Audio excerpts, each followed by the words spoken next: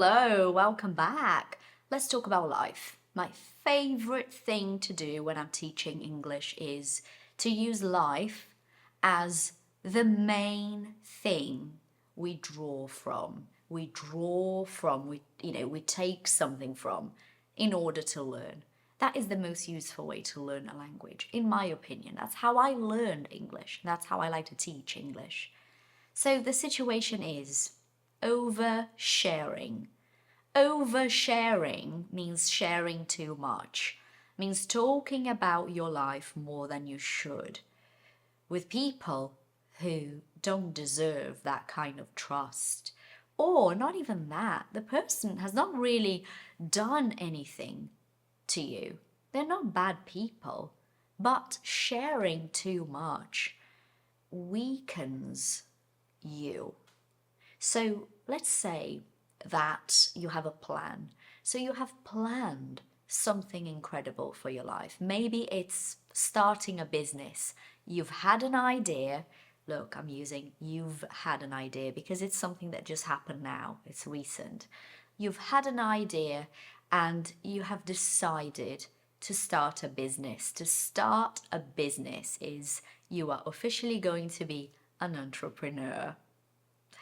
And it's all really exciting for you. You've had the idea, you're trying to figure out where and how you're going to get the funds for it. Funds are the money that you need to be able to start a business.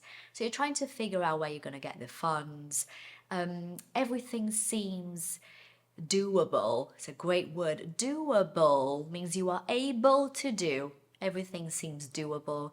And you sit down with a bunch of people, your friends at a bar or a cafe or a restaurant, and you start talking about it.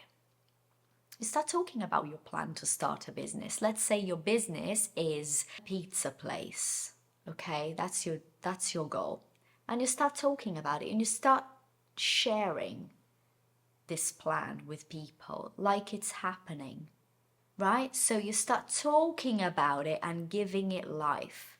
The problem is when you start giving something so much life, your brain believes it has already happened. Your brain believes you have already made all the effort that goes into starting a business. You have already kind of gone through all the challenges. So you already managed to get the money for it. The pizza place is up and running. Up and running means it's selling. It's open, okay? It's up and running.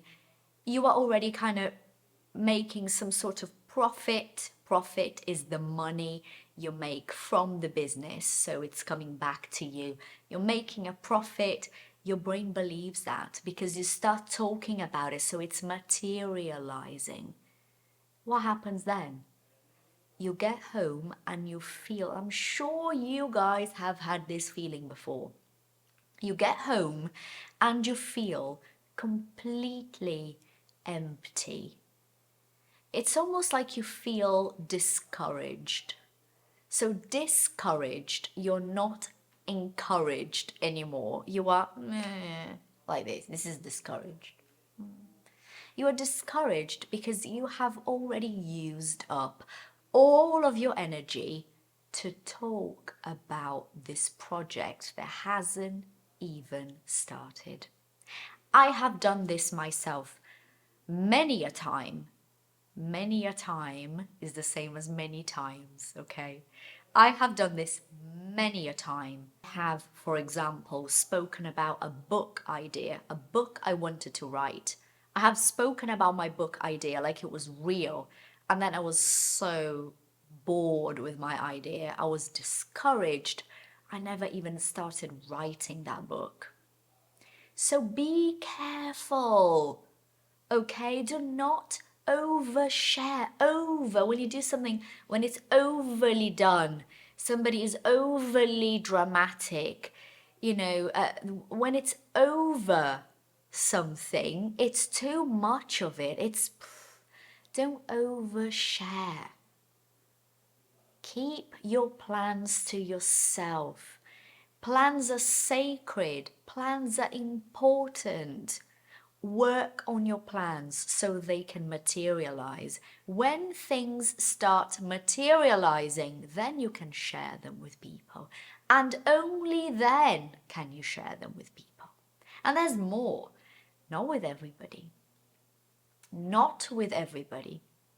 Okay? You choose the people you're going to share your plans with very carefully and wisely. Carefully, with care. Wisely, with wisdom. Watch. Think. Does this person deserve my sharing of my life with them? Yes or no?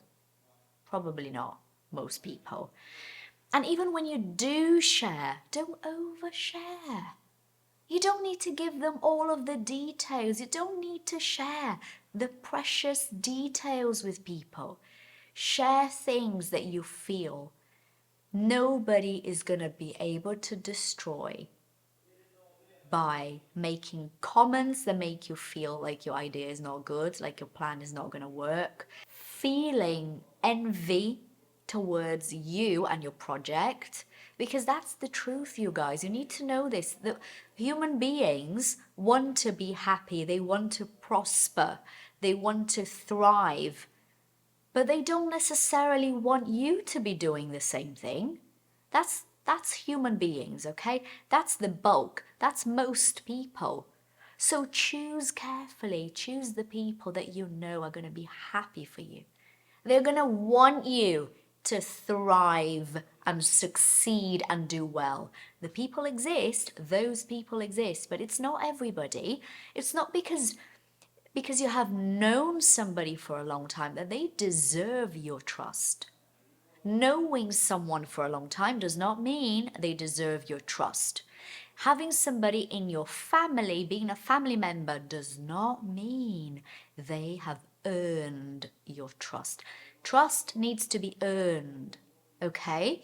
Earned. It means you work hard so that I can trust you.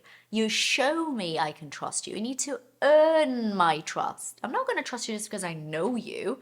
I'm going to trust you because you have earned my trust. That's so important. It's a concept I talk about a lot with my children. A lot with my children. I talk about trust in terms of us, the parents, trusting them, and in terms of the kids trusting their friends. It's really complicated.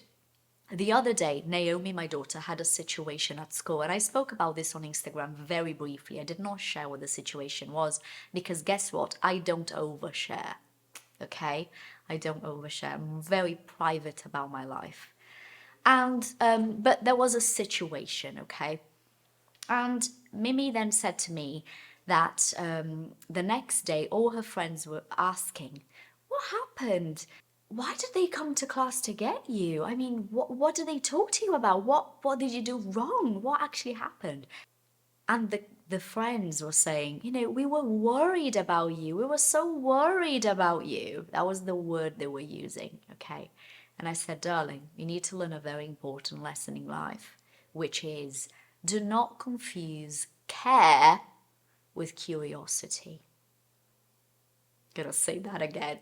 Do not confuse care with curiosity.